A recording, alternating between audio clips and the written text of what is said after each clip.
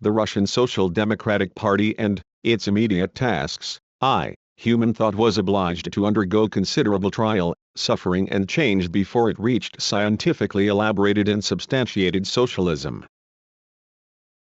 West European socialists were obliged for a long time to wander blindly in the wilderness of utopian, impossible, impracticable socialism before they hewed a path for themselves, investigated and established the laws of social life, and hence, mankind's need for socialism. Since the beginning of the last century, Europe has produced numerous brave, self-sacrificing and honest scientific workers who try to explain and decide the question as to what can rid mankind of the ills which are becoming increasingly intense and acute with the development of trade and industry. Many storms, many torrents of blood swept over Western Europe in the struggle to end the oppression of the majority by the minority, but sorrow remained undispelled, wounds remained unhealed, and pain became more and more unendurable with every passing day. We must regard as one of the principal reasons for this the fact that utopian socialism did not investigate the laws of social life. It soared higher and higher above life, whereas what was needed was firm contact with reality. The utopians set out to achieve socialism as an immediate object at a time when the ground for it was totally unprepared in real life, and what was more deplorable because of its results, the utopians expected that socialism would be brought into being by the powerful of this world, who, they believed, could easily be convinced of the correctness of the socialist ideal: Robert Owen, Louis Blanc, Fourier and others. This outlook completely obscured from view the real labor movement and the masses of the workers, the only natural vehicle of the socialist ideal. The utopians could not understand this. They wanted to establish happiness on earth by legislation, by declarations, without the assistance of the people, the workers. They paid no particular attention to the labor movement and often even denied its importance. As a consequence, their theories remained mere theories which failed to affect the masses of the workers, among whom, quite independently of these theories, matured the great idea proclaimed in the middle of the last century by that genius, Karl Marx: the emancipation of the working class must be the act of the working class itself. Working men of all countries, unite. These words brought out the truth, now evident even to the blind, that what was needed to bring about the socialist ideal was the independent action of the workers and their amalgamation into an organized force, irrespective of nationality and country.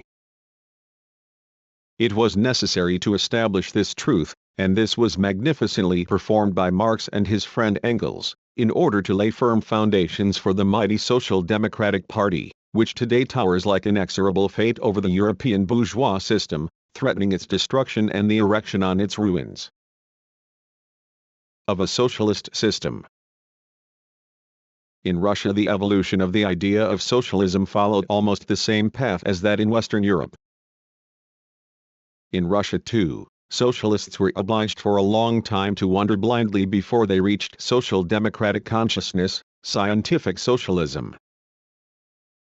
Here too, there were socialists and there was a labor movement, but they marched independently of each other, going separate ways, the socialists towards utopian dreams, Zemlya Volia, Narodnaya Volia 1, and the labor movement towards spontaneous revolts. Both operated in the same period, 70s-80s, ignorant of each other. The socialists had no roots among the working population and, consequently, their activities were abstract, futile. The workers, on the other hand, lacked leaders, organizers, and, consequently, their movement took the form of disorderly revolts. This was the main reason why the heroic struggle that the socialists waged for socialism remained fruitless, and why their legendary courage was shattered against the solid wall of autocracy. The Russian socialists established contact with the masses: one Zemlya Volia, land and freedom. Narodnaya Volia, people's will, TR of the workers only at the beginning of the 90s. They realized that salvation lay only in the working class, and that this class alone would bring about the socialist ideal. Russian social democracy now concentrated all its efforts and attention upon the movement that was going on among the Russian workers at that time. Still inadequately class-conscious, and ill-equipped for the struggle, the Russian workers tried gradually to extricate themselves from their hopeless position and to improve their lot somehow. There was no systematic organizational work in that movement at the time, of course. The movement was a spontaneous one. And so, social democracy set to work upon this unconscious, spontaneous and unorganized movement. It tried to develop the class consciousness of the workers, tried to unite the isolated and sporadic struggles of individual groups of workers against individual masters, to combine them in a common class struggle, in order that it might become the struggle of the Russian working class against the oppressing class of Russia. And it tried to give this struggle an organized character. In the initial stages, social democracy was unable to spread its activities among the masses of the workers, and it, therefore, confined its activities to propaganda and agitation circles. The only form of activity it engaged in at that time was to conduct study circles. The object of these circles was to create among the workers themselves a group that would subsequently be able to lead the movement. Therefore, these circles were made up of advanced workers, only chosen workers could attend them. But soon the study circle period passed away. Social democracy soon felt the necessity of leaving the narrow confines of the circles and of spreading its influence among the broad masses of the workers. This was facilitated by external conditions. At that time the spontaneous movement among the workers rose to an exceptional height. Who of you does not remember the year when nearly the whole of Tiflis was involved in this spontaneous movement? Unorganized strikes at the tobacco factories and in the railway workshops followed one after another. Here, it happened in 1897-98. In Russia it happened somewhat earlier. Timely assistance was needed, and social democracy hastened to render that assistance. A struggle started for a shorter working day, for the abolition of fines, for higher wages, and so forth. Social democracy well knew that the development of the labor movement could not be restricted to these petty demands, that these demands were not the goal of the movement, but only a means of achieving the goal. Even if these demands were petty, even if the workers themselves in individual towns and districts were now fighting separately, that fight itself would teach the workers that complete victory would be achieved only when the entire working class launched an assault against its enemy as a united, strong and organized force. This fight would also show the workers that in addition to their immediate enemy, the capitalist, they have another, still more vigilant foe, the organized force of the entire bourgeois class, the present capitalist state, with its armed forces, its courts, police, prisons and gendarmerie. If even in Western Europe the slightest attempt of the workers to improve their condition comes into collision with the bourgeois power, if in Western Europe, where human rights have already been won, the workers are obliged to wage a direct struggle against the authorities, how much more so must the workers in Russia, in their movement, inevitably come into collision with the autocratic power, which is the vigilant foe of every labor movement, not only because this power protects the capitalists, but also because, as an autocratic power, it cannot resign itself to the independent action of social classes, particularly to the independent action of a class like the working class, which is more oppressed and downtrodden than other classes. That is how Russia's social democracy perceived the course of the movement, and it exerted all its efforts to spread these ideas among the workers. Herein lay its strength, and this explains its great and triumphant development from the very outset, as was proved by the great strike of the workers in the St. Petersburg weaving mills in 1896. But the first victories misled and turned the heads of certain weaklings. just as the utopian socialists in their time had concentrated their attention exclusively on the ultimate goal and, dazzled by it, totally failed to see, or denied, the real labor movement that was developing under their very eyes, so certain Russian Social Democrats, on the contrary, devoted all their attention exclusively to the spontaneous labor movement, to its everyday needs. At that time, 5 years ago, the class consciousness of the Russian workers was extremely low. The Russian workers were only just awakening from their age-long sleep, and their eyes, accustomed to darkness, failed, of course, to register all that was happening in a world that had become revealed to them for the first time. Their needs were not great, and so their demands were not great. The Russian workers still went no further than to demand slight increases in wages or a reduction of the working day. That it was necessary to change the existing system, that it was necessary to abolish private property, that it was necessary to organize a socialist system, of all this the masses of the Russian workers had no inkling. They scarcely dared to think about abolishing the slavery in which the entire Russian people were submerged under the autocratic regime, to think about freedom for the people, to think about the people taking part in the government of the country. And so, while one section of Russian social democracy deemed it its duty to carry its socialist ideas into the labor movement, the other part, absorbed in the economic struggle, the struggle for partial improvements in the conditions of the workers, as for example, reduction of the working day and higher wages, was prone to forget entirely its great duty and its great ideals. Echoing their like-minded friends in Western Europe, called Bernsteinians, they said, "For us the movement is everything, the final aim is nothing." They were not in the least interested in what the working class was fighting for so long as it fought. The so-called farthing policy developed.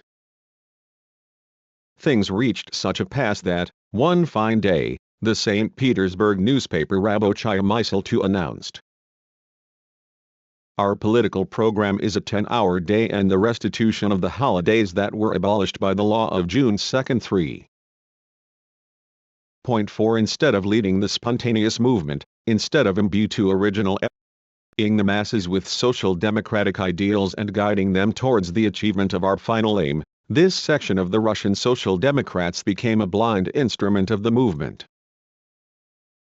It blindly followed in the wake of the inadequately educated section of the workers and limited itself to formulating those needs and requirements of which the masses of the workers were conscious at the time. In short, it stood and knocked at an open door, not daring to enter the house. It proved incapable of explaining to the masses of the workers either the final aim, socialism, or even the immediate aim, the overthrow of the autocracy. And what was still more deplorable, it regarded all this as useless and even harmful. It looked upon the Russian workers as children and was afraid of frightening them with such daring ideas. Nor is this all. In the opinion of a certain section of social democracy, it was not necessary to wage a revolutionary struggle to bring about socialism.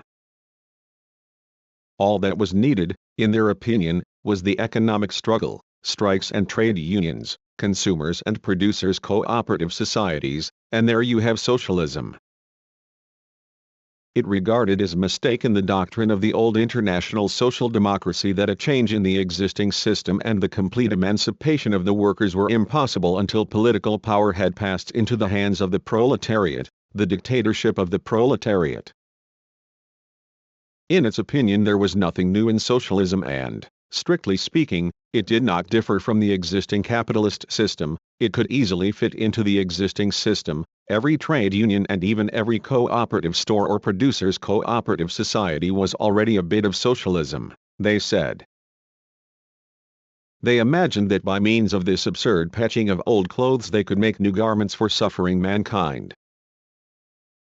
But most deplorable of all, and in itself unintelligible to revolutionaries, is the fact that this section of the Russian Social Democrats have expanded the doctrine of their West European teachers, Bernstein and company, to such a degree that they brazenly state that political freedom, freedom to strike, freedom of association, freedom of speech, etc. is compatible with Tsarism and, therefore, a political struggle as such, the struggle to overthrow the autocracy, is quite superfluous because, if you please, the economic struggle alone is enough to achieve the aim. It is enough for strikes to occur more often, despite government prohibition, for the government to tire of punishing the strikers, and in this way freedom to strike and to hold meetings will come of its own accord. Thus, these alleged social democrats argued that the Russian workers should devote all their strength and energy entirely to the economic struggle and should refrain from pursuing all sorts of lofty ideals. In practice, their actions found expression in the view that it was their duty to conduct only local activities in this or that town. They displayed no interest in the organization of a social democratic workers' party in Russia. On the contrary, they regarded the organization of a party as a ridiculous and amusing game which would hinder them in the execution of their direct duty, to wage the economic struggle. Strikes and more strikes, and the collection of kopecks for strike funds, such was the alpha and omega of their activities. You will no doubt think that since they have whittled down their tasks to such a degree, since they have renounced social democratism, these worshippers of the spontaneous movement would have done a great deal, at least for that movement. But here too, we are deceived. The history of the St. Petersburg movement convinces us of this. Its splendid development and bold progress in the early stages, in 1895-97, was succeeded by blind wandering and, finally, the movement came to a halt. This is not surprising. All the efforts of the economists to build up a stable organization for the economic struggle invariably came up against the solid wall of the government and were always shattered against it. The frightful regime of police persecution destroyed all possibility of any kind of industrial organization. Nor did the strikes bear any fruit, because out of every 100 strikes, 99 were strangled in the clutches of the police. Workers were ruthlessly ejected from St. Petersburg and their revolutionary energy was pitilessly sapped by prison walls and Siberian frosts. We are profoundly convinced that this check, relative of course, to the movement was due not only to external conditions, the police regime. It was due no less to the check in the development of the very ideas, of the class consciousness of the workers, and, hence, to the waning of their revolutionary energy. Although the movement was developing, the workers could not widely understand the lofty aims and content of the struggle because the banner under which the Russian workers had to fight was still the old faded rag with its farthing motto of the economic struggle. Consequently, the workers were bound to wage this struggle with reduced energy, reduced enthusiasm, reduced revolutionary striving, for great energy is engendered only for a great aim. But the danger that threatened this movement as a result of this would have been greater had not our conditions of life, day by day and with increasing persistence, pushed the Russian workers towards the direct political struggle. Even a small simple strike brought the workers right up against the question of our lack of political rights, brought them into collision with the government and the armed forces, and glaringly revealed how inadequate the economic struggle was by itself. Consequently, despite the wishes of these social democrats, the struggle, day by day, increasingly assumed a distinctly political character. Every attempt of the awakened workers openly to express their discontent with the existing economic and political conditions under which the Russian workers are groaning today, every attempt to free themselves from this yoke, impelled the workers to resort to demonstrations of a kind in which the economic aspect of the struggle faded out more and more. The 1st of May celebrations in Russia laid the road to political struggle and to political demonstrations. And to the only weapon they possessed in their struggle in the past, the strike, the Russian workers added a new and powerful weapon, the political demonstration, which was tried for the first time during the Great Kharkov May Day rally in 1900. Thus, thanks to its internal development, the Russian labor movement proceeded from propaganda in study circles and the economic struggle by means of strikes to political struggle and agitation. This transition was markedly accelerated when the working class saw in the arena of the struggle elements from other social classes in Russia, marching with firm determination to win political freedom. 2. The working class is not the only class that is growing under the yoke of the Tsarist regime. The heavy fist of the autocracy is also crushing other social classes. Groaning under the yoke are the Russian peasants, wasted from constant starvation, impoverished by the unbearable burden of taxation and thrown to the mercy of the grasping bourgeois traders and the noble landlords. Groaning under the yoke are the little people in the towns, the minor employees in government and private offices, the minor officials, in general, that numerous lower class of the urban population whose existence is as insecure as that of the working class, and which has every reason to be discontented with its social conditions. Groaning under the yoke is that section of the petty bourgeoisie and even of the middle bourgeoisie which cannot resign itself to the Tsar's knout and lash. This applies especially to the educated section of the bourgeoisie, the so-called representatives of the liberal professions, teachers, physicians, lawyers, university and high school students. Groaning under the yoke are the oppressed nations and religious communities in Russia, including the Poles, who are being driven from their native land and whose most sacred sentiments are being outraged, and the Finns, whose rights and liberties, granted by history, the autocracy is arrogantly trampling underfoot.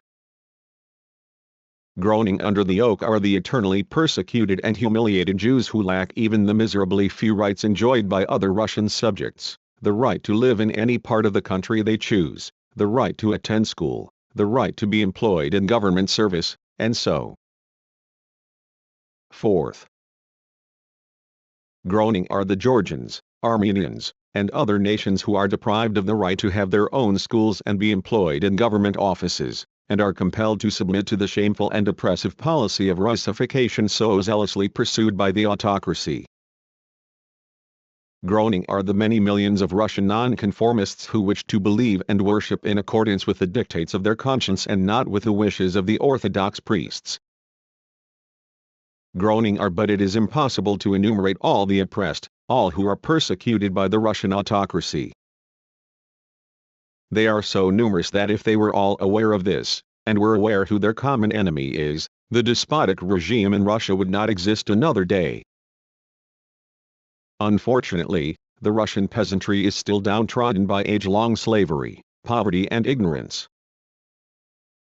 It is only just awakening, it does not yet know who its enemy is. The oppressed nations in Russia cannot even dream of liberating themselves by their own efforts so long as they are opposed not only by the Russian government, but even by the Russian people, who have not yet realized that their common enemy is the autocracy. There remain the working class, the little people among the urban population, and the educated section of the bourgeoisie. But the bourgeoisie of all countries and nations is very skillful in reaping the fruits of another's victory, very skillful in getting others to pull its chestnuts out of the fire. It never wishes to jeopardize its own relatively privileged position in the struggle against the powerful foe, the struggle which, as yet, it is not so easy to win. Although it is discontented, its conditions of life are tolerable and, therefore, it gladly yields to the working class, and to the common people in general, the right to offer their backs to the Cossacks' whips and the soldiers' bullets, to fight at the barricades, and so forth. It sympathizes with the struggle and at best expresses indignation, under its breath, at the cruelty with which the brutal enemy is quelling the popular movement. It is afraid of revolutionary action and resorts to revolutionary measures itself only at the last moment of the struggle, when the enemy's impotence is evident. This is what the experience of history teaches us. Only the working class, and the people generally, who in the struggle have nothing to lose but their chains, only they, constitute a genuine revolutionary force. And Russia's experience, although still meager, confirms this ancient truth taught by the history of all revolutionary movements. Of the representatives of the privileged class, only a section of the students have displayed determination to fight to the end for the satisfaction of their demands.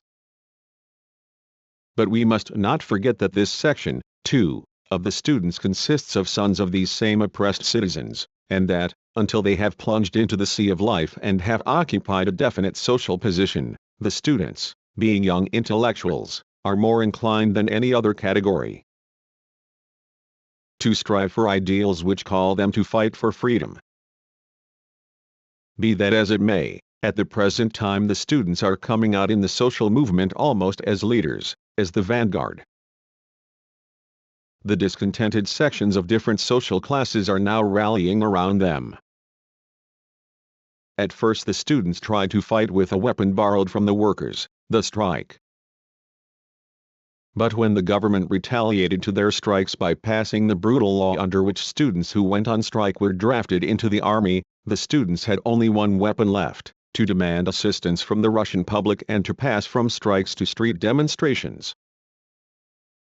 And that is what the students did. They did not lay down their arms. On the contrary, they fought still more bravely and resolutely. Around them rallied the oppressed citizens, a helping hand was offered them by the working class, and the movement became powerful, a menace to the government.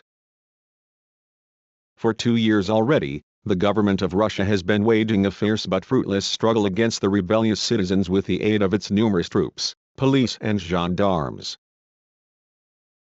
The events of the past few days prove that political demonstrations cannot be defeated. The events in the early days of December in Kharkov, Moscow, Nizhny Novgorod, Riga and other places show that public discontent is now manifesting itself consciously, and that the discontented public is ready to pass from silent protest to revolutionary action. But the demands of the students for freedom of education, for non-interference in internal university life, are too narrow for the broad social movement.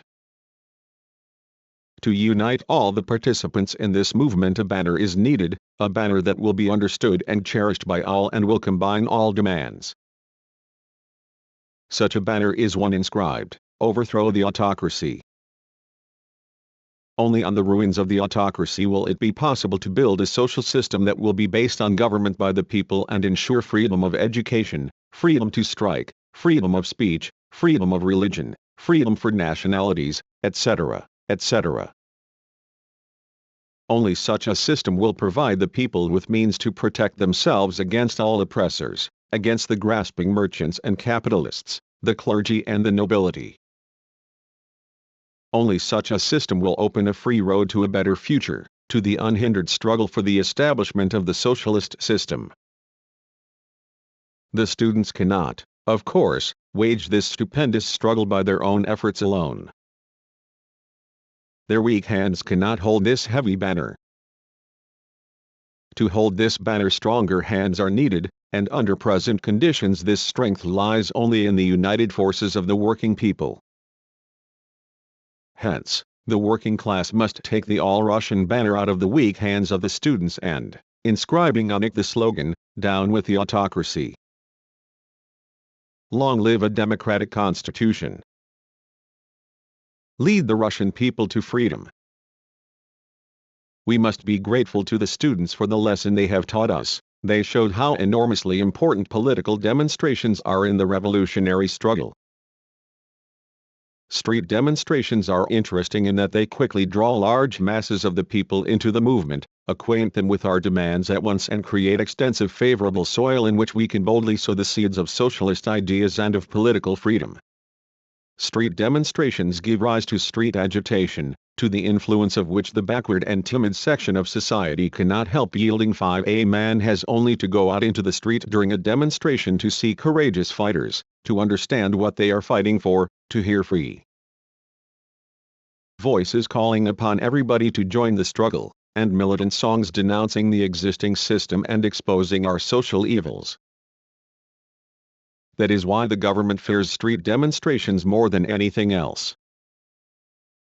That is why it threatens with dire punishment not only the demonstrators, but also the curious onlookers. In this curiosity of the people lurks the chief danger that threatens the government. The curious onlooker of today will be a demonstrator tomorrow and rally new groups of curious onlookers around himself. and today there are tens of thousands of such curious onlookers in every large town.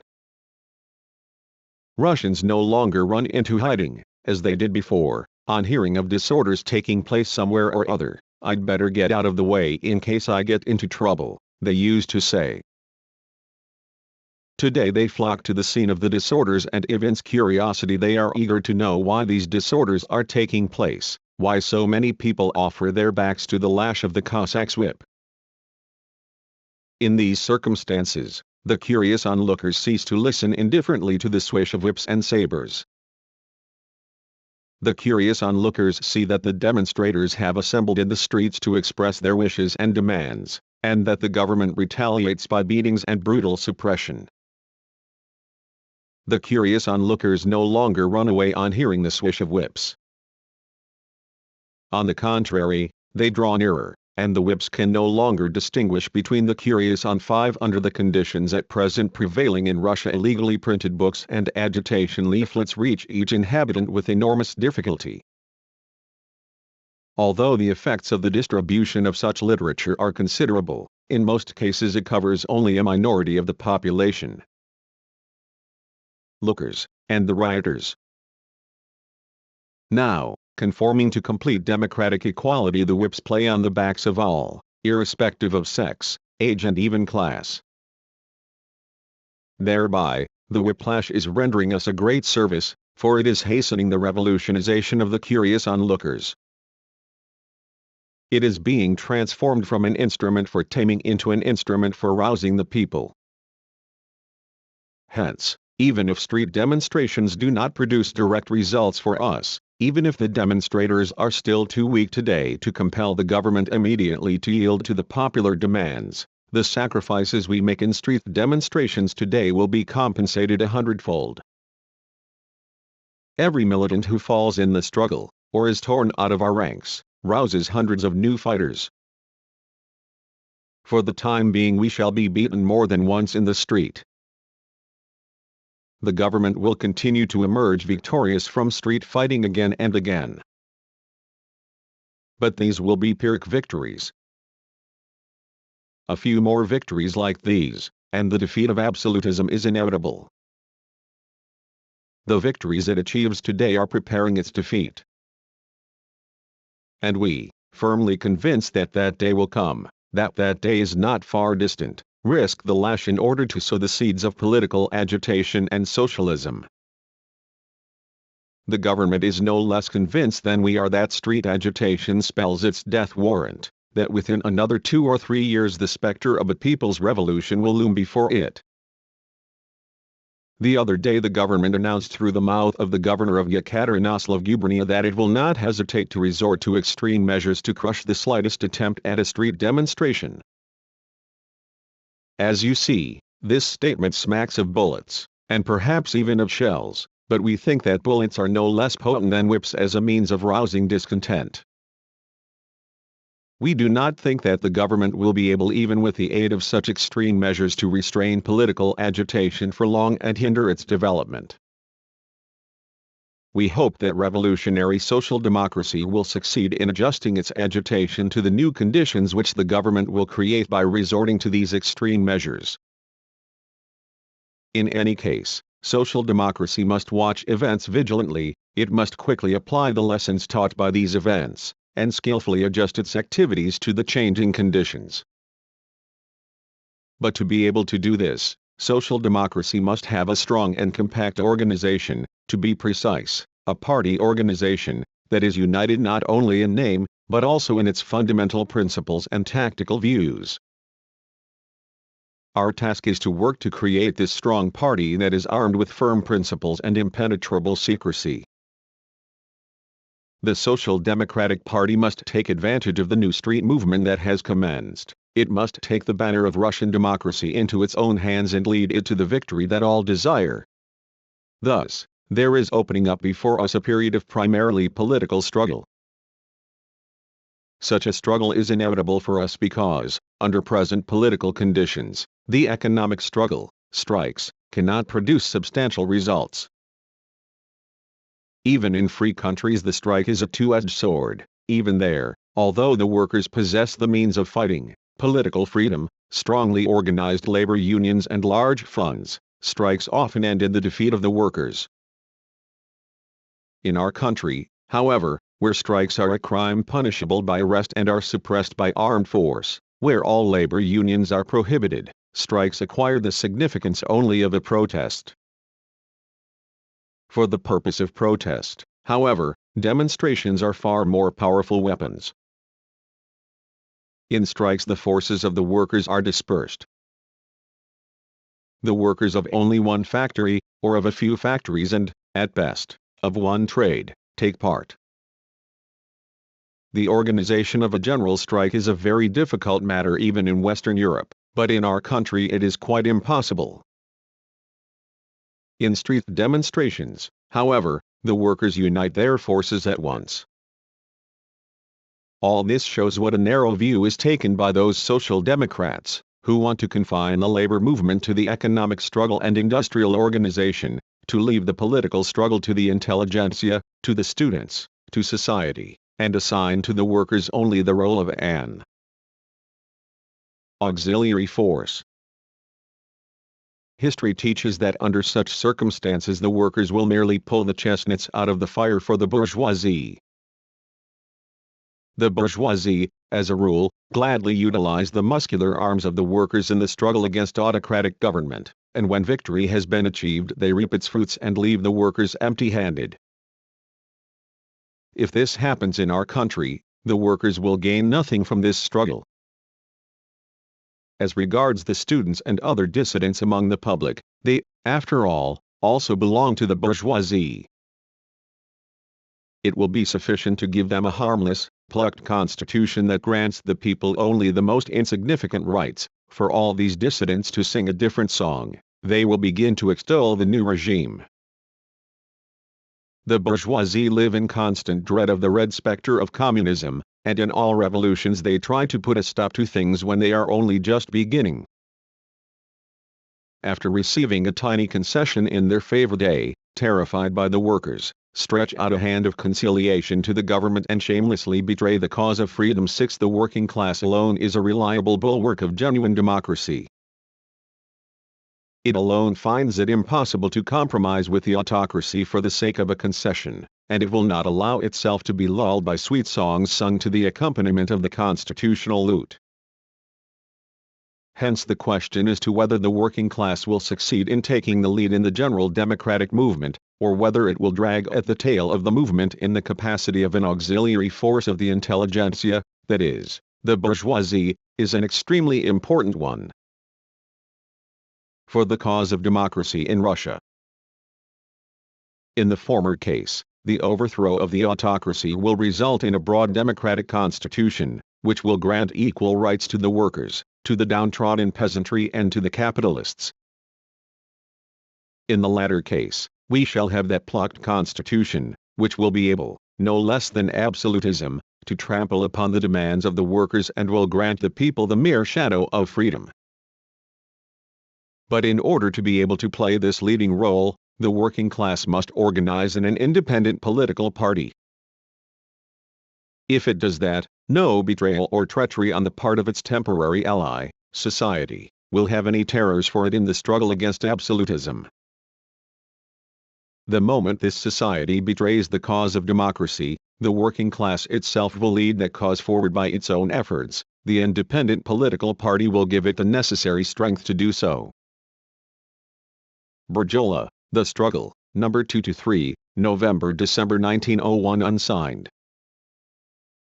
Translated from the Georgian 6 here. Of course, we do not mean that section of the intelligentsia which is already renouncing its class and is fighting in the ranks of the Social Democrats. But such intellectuals are only exceptions, they are white ravens.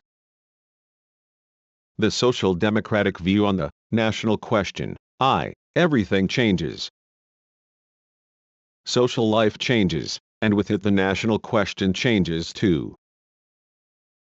At different periods different classes enter the arena, and each class has its own view of the national question. Consequently,